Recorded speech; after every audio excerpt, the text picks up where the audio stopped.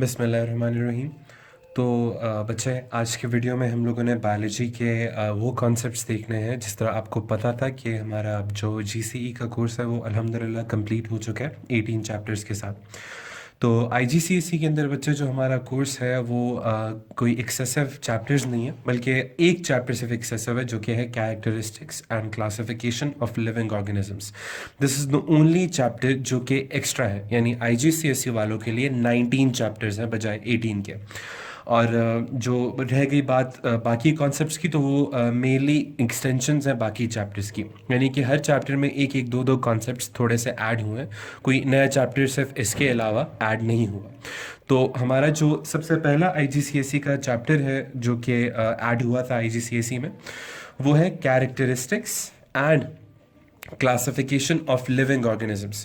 के characteristics and classification क्या है किसी लिविंग ऑर्गेनिज्म की। अब सबसे पहले हम लोग अगर कैरेक्टरिस्टिक्स पे आए, अगर कैरेक्टरिस्टिक्स पे बहस की जाए तो कैरेक्टरिस्टिक्स ऑफ लिविंग ऑर्गेनिजम्स क्या है। What are characteristics. कैरेक्टरिस्टिक्स कहते हैं किन्हें। कैरेक्टरिस्टिक्स एक्चुअली बच्चे कहते हैं उन प्रॉपर्टीज़ को या उन इंडिकेशंस को विच कैन टेल अस कि वेदर एनी ऑर्गेनिज्म जो अंडर ऑब्जर्वेशन है क्या वो लिविंग है या नॉन लिविंग है। सपोज एक बुक आप ले लो और एक लिविंग एनिमल ले लो, तो दोनों के अंदर फ़र्क क्या है कि एक को हम लिविंग कह रहे हैं एनिमल को, और बुक को हम नॉन लिविंग कह रहे हैं, हालांकि दोनों आपको नज़र आती हैं। तो क्या चीज़ें कि उनको डिफ़र करवाती हैं बच्चे, वो हैं ये 7 चीज़ें, जिसके अंदर क्या क्या आता है। Movement, respiration, sensitivity, growth and development, reproduction, excretion and nutrition. Growth and development मैंने एक साथ इसलिए लिखा है, if you remember in reproduction in animals, उसमें हमने इन दोनों की डेफिनेशन पढ़ी हुई थी, तो इसीलिए इन दोनों को एक साथ लिख दिया। तो movement, respiration, sensitivity, growth and development, reproduction, excretion and nutrition, these are the characteristics of living organisms. अब इसमें सबसे पहले इनको याद कैसे करना है, तो इसमें आप लोग बच्चा देखो तो स्टार्टिंग वर्ड्स MRSGREN, यानी कि एक एक्रोनिम सा बन रहा है मिसेस ग्रेन। ठीक है, तो आप लोग मिसेस ग्रेन से याद रख सकते हैं कि movement, respiration, sensitivity, growth and development, reproduction, excretion and nutrition. तो इससे आप लोग याद रख सकते हो कि these are the characteristics which are mandatory to indicate whether an organism is living और नॉन लिविंग। तो अब देखो किसी बुक में ये सारी चीज़ें तो मौजूद होंगी नहीं, तो इसका मतलब है इसलिए हम बुक को क्या कहते हैं, नॉन लिविंग। जबकि किसी एनिमल में आपको ये सारी चीज़ें तकरीबन मिलेंगी, तो इसीलिए हम उसको कहते हैं लिविंग। अब आते हैं इनकी हर आप लोगों ने गौर किया होगा कि इन सब चीज़ों पे हमने कोर्स में डेफिनेशन पढ़ी हुई है। तो आइए ज़रा उन कोर्स की डेफिनेशंस को एक बार दोबारा रिव्यू करते हैं, क्योंकि एक एक दो दो तीन तीन मार्क की इन सब चीज़ों की डेफिनेशन ऑलमोस्ट आ चुकी है पेपर्स में।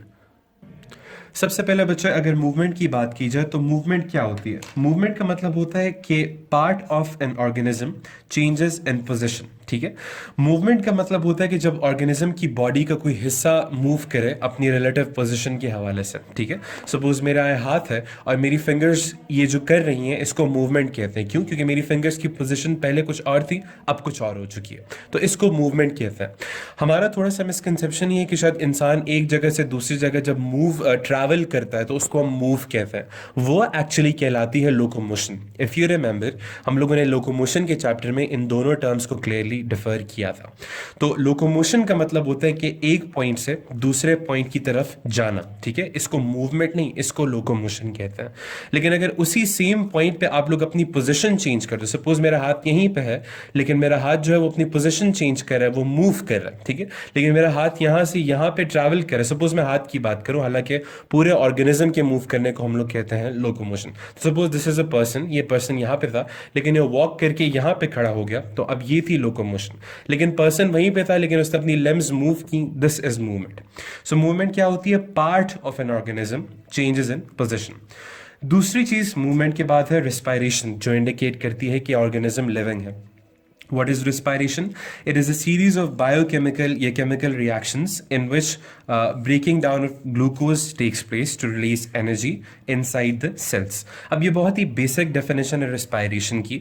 If you remember तो aerobic और anaerobic की specific थी कि with or without oxygen producing lactic acid या releasing energy। लेकिन ये एक basic common definition है कि a series of chemical reactions breaking down glucose to release energy inside the cells। तो respiration की ये definition डेफिनेशन है। सेंसिटिविटी की इफ यू रिमेंबर तो हम लोगों ने ब्रेन वाले चैप्टर में पढ़ी थी कि एबिलिटी टू, सेंसिटिविटी का मतलब क्या है, यानी सेंसिटिव होने का मतलब क्या है। इसका मतलब होता है एबिलिटी टू डिटेक्ट या ability to sense what, a change. And if you remember तो चेंज को हम लोग एक और वर्ड कहते थे स्टिमुलस। तो एबिलिटी टू डिटेक्ट ये सेंस अ चेंज और stimulus and make a response, और उसका रिस्पॉन्स भी देना। सपोज आपकी तरफ कोई चीज उड़ते हुए आ रही, सपोज आप क्रिकेट खेल रहे हो, आपकी तरफ कोई बॉल फेंकता, अब आपकी तरफ कोई बॉल फेंकता, सबसे पहले आप उस बॉल को अपनी तरफ आते हुए क्या करोगे, डिटेक्ट या सेंस करोगे। जब आपने डिटेक्ट या सेंस किया है, क्या चीज डिटेक्ट या सेंस किया, आपने देखा है एक चेंज आया है, एक स्टिमुलस आया है कि बॉल मूव कर रही है, तो इस चेंज, इस मूवमेंट को आपने डिटेक्ट किया with the help of your eyes, with the help of your ears. उसके बाद आपने उस बॉल को कैच करने के लिए जो हाथ बढ़ाया, तो ये आपकी तरफ से क्या था, रिस्पॉन्स। तो आपने स्टिमुलस को पहले डिटेक्ट किया, उसके बाद एक रिस्पॉन्स जनरेट किया। So these three things make you sensitive. तो यानी कि सेंसिटिविटी होना भी जरूरी है एक लिविंग ऑर्गेनिज्म के लिए। अब आते हैं बाकी इंडिकेशंस पे कि वो लिविंग ऑर्गेनिजम्स के लिए कैसे जरूरी है। ओके बच्चा, अब जो हमारी फोर्थ चीज़ है वो है growth. Growth, if you remember हम लोगों ने रिप्रोडक्शन इन एनिमल्स में इसकी डेफिनेशन पढ़ी थी कि व्हाट इज ग्रोथ, और ग्रोथ से ही रिलेटेड हमारा था डेवलपमेंट।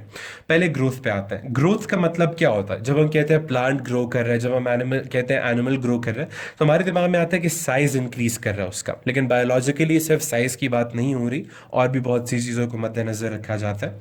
सबसे पहले it is increase in size, obviously कि ग्रोथ का मतलब होता है कि साइज में इंक्रीज करना। दूसरा, increase in dry mass. If you remember, dry मास का मतलब क्या होता है कि mass of an organism without counting the mass of water in that organism. यानी कि अगर मैं अपनी बॉडी की ड्राई मास की बात करूं, तो इसका मतलब होगा कि मेरी बॉडी में फ्लूइड्स को निकाल के, वाटर को निकाल के, जब मेरा जिस्म ड्राई हो जाएगा, सूख जाएगा, तो वो मेरा असल मास होगा। क्योंकि वाटर तो कुछ अरसे के लिए होता है, वो डेथ के बाद खत्म हो जाता है। तो जो असल मास बचता है उसको हम कहते हैं ड्राई मास। तो increase in size, increase in dry mass and increase in the number of cells, इन तीन चीजों के इंक्रीज को हम लोग क्या कहते हैं, ग्रोथ। और लास्ट चीज जो हमेशा इसकी डेफिनेशन में लिखते हैं, इफ यू रिमेंबर, कि these all changes are permanent. ये आप खत्म नहीं कर सकते, आप अपने साइज को वापस श्रिंक नहीं कर सकते, आप ड्राई मास को वापस कम नहीं कर सकते, आप नंबर ऑफ सेल्स को बिलियन से कम एक में वापस श्रिंक नहीं कर सकते। खत्म करना अलग बात होती है, आप वापस उसे कम नहीं कर सकते। So increase in size, increase in dry mass, increase in number of cells, and these increases are permanent. So these things, जो ये चारों चीज़ें हैं, ये मिला के बनाती हैं ग्रोथ। अब ग्रोथ से ही लिंक नेक्स्ट कॉन्सेप्ट है which is development. What is development? Development का मतलब है कि सिर्फ आपका size, dry mass and number of cells नहीं ग्रो कर रहे हैं, आहिस्ता आहिस्ता वो कॉम्प्लेक्स भी होते जा रहे हैं, उनकी कॉम्प्लेक्सिटी भी इंक्रीज करती जा रही है। कैसे? अब आप देख रहे हो कि आपके रेड ब्लड सेल्स बन रहे हैं तो वो बहुत डिफरेंट है, आप देख रहे हो आपके ब्रेन सेल्स बन रहे हैं तो बाकी सेल्स से बहुत डिफरेंट है।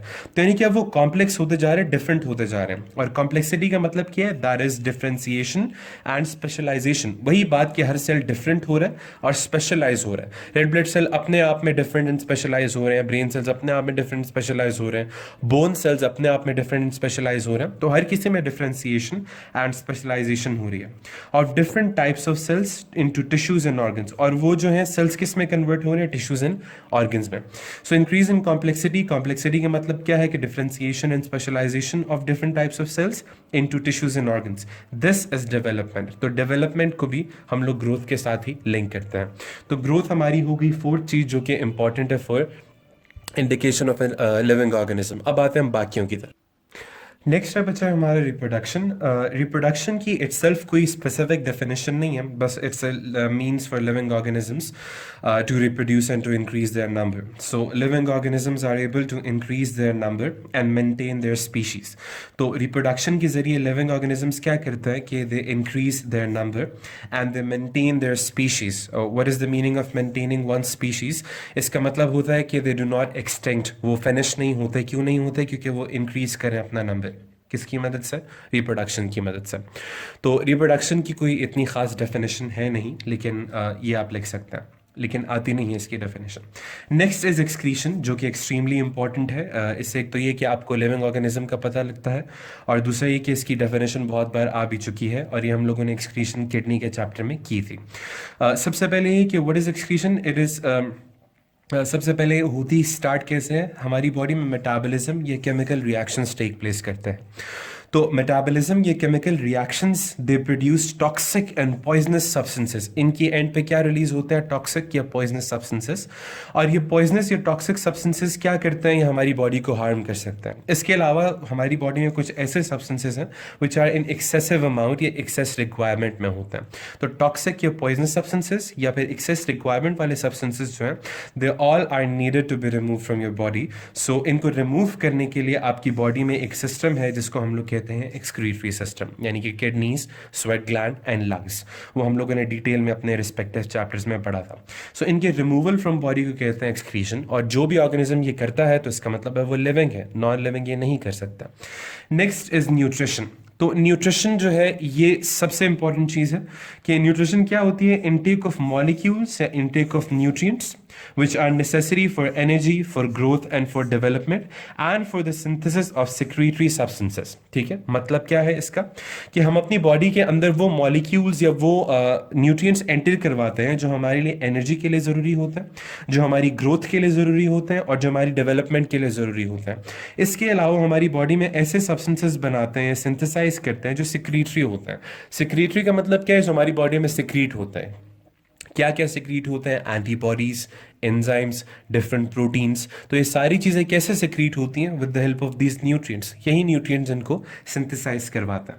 So these are the indications जो हमें बताते हैं कि whether an organism is living और नॉन लिविंग। ठीक है, इसके बाद हम आते हैं चैप्टर के सेकेंड हाफ पे, which is classification of living organisms.